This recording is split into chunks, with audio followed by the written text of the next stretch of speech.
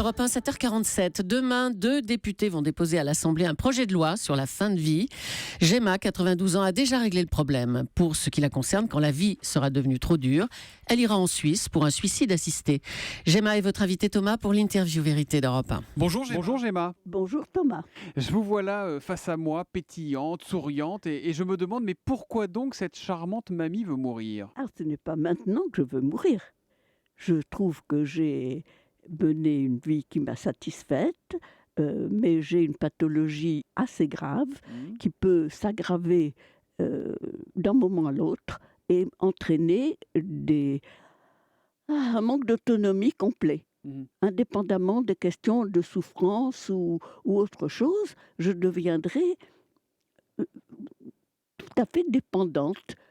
Par exemple, si je ne peux plus du tout me déplacer seule, si je perds la mémoire, enfin les facultés cognitives, et que je deviens comme une maladie d'Alzheimer, ça ne me sera pas supportable. Donc pour vous, la limite, c'est la dépendance, c'est ça ? Oui, c'est la dépendance. Comment ça s'organise à l'avance, un suicide assisté ? Écoutez, j'y ai pensé depuis très longtemps. Je connaissais la DMD, je suis allée voir quelqu'un... pour le droit de mourir dans la dignité. Oui, l'association, oui. Je suis allée voir une personne avec qui j'ai parlé, qui m'a dit oui, actuellement c'est absolument illégal, donc vous ne pouvez rien faire, mais il y a des associations à l'étranger où ça peut se faire. C'est illégal en France, mais c'est autorisé en Suisse.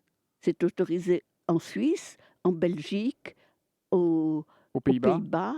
Donc vous avez pris contact en Suisse, vous en l'occurrence ? Suisse, oui, j'ai pris contact en Suisse et on m'a envoyé un dossier à remplir. On m'a demandé d'apporter des preuves, enfin des certificats médicaux disant l'état dans lequel j'étais.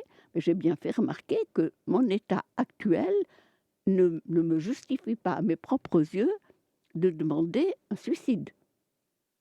Tant que je peux vivre à peu près bien, je ne vois pas pourquoi je me suiciderais. Je pense que c'est quelque chose qui serait pas agréable pour ma famille. Ça veut dire, Gemma, que c'est quand même encadré.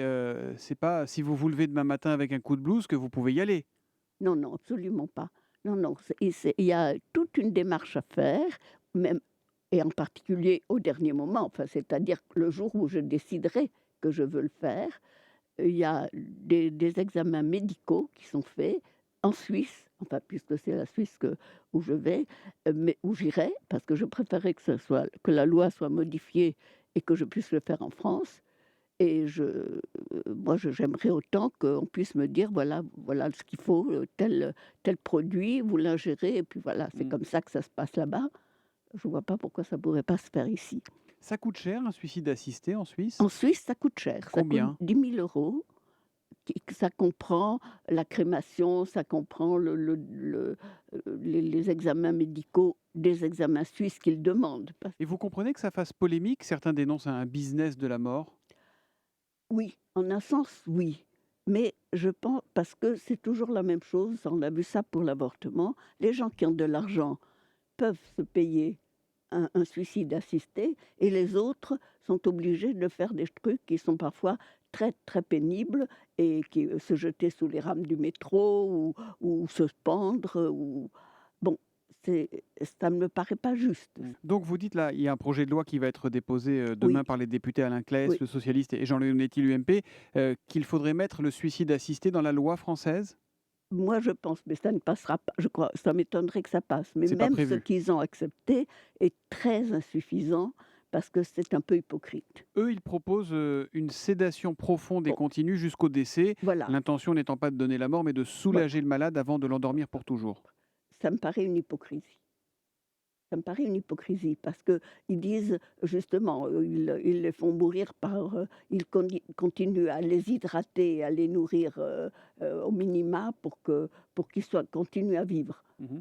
À partir du moment où on décide qu'on ne veut plus vivre, c'est pas la peine d'attendre X temps. Gemma, vous avez 2 enfants, 3 petits-enfants. Oui. C'est une décision que l'on prend seule ou vous allez discuter avec eux de ce suicide assisté ? J'ai discuté avec eux et bon, j'ai discuté avec ma sœur, qui a 1 an et demi de plus que moi, qui ne le ferait pas pour elle, mais qui accepte que je le fasse. Et vos enfants, comment ont-ils réagi? Alors, mes enfants, ils font un peu la grimace. C'est un choix pour vous ou pour eux, pour ne pas être un poids, pour votre entourage? C'est pour les 2. C'est pour les 2. Au moins autant pour eux que pour moi. Parce que je trouve que les jeunes de maintenant n'ont pas besoin et n'ont plus comment dirais-je, la mentalité qui était autrefois, où vraiment les jeunes générations se sentaient responsables de leurs vieux. Et maintenant, ça n'est plus comme ça. C'est un fait. C'est triste, mais c'est comme ça. Alors pourquoi leur imposer ou leur causer la culpabilité de ne pas faire ce qu'on voudrait qu'ils fassent? Vous l'aimez encore, la vie? J'aurais du mal à le dire, à vrai dire. Je trouve que ma vie est plutôt austère, pas drôle, que tout ce qui me faisait plaisir, je ne l'ai plus.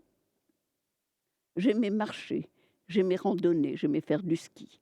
Euh, j'ai- J'allais volontiers voir un film ou du théâtre surtout. Je peux plus, parce que j'entends pas. Euh, j'ai pas beaucoup de plaisir dans la vie, Et vous préférez partir avec de bons souvenirs? absolument. Merci Gemma d'être venue sur Europe 1 ce matin. Merci, bonne journée à vous. Bonne journée à vous aussi.